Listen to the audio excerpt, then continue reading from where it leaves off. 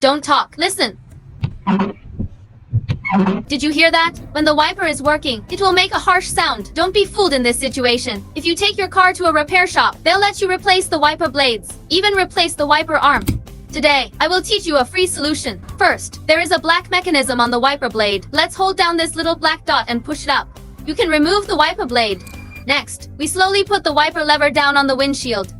Then check this wiper lever. You will find that there is no perfect fit between the wiper blade and the windshield. It's a little deformed. Look at this. There is no problem on this side, but on this side, look, it's tilted up. This is the main reason for the abnormal noise of the wiper. The solution is also very simple. Let's find a screwdriver, then forcefully adjust it.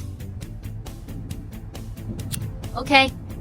The wiper blades have now been repaired. Listen again. The strange noise completely disappeared. How about it? Have you learned it? Follow me. Learn some car knowledge every day.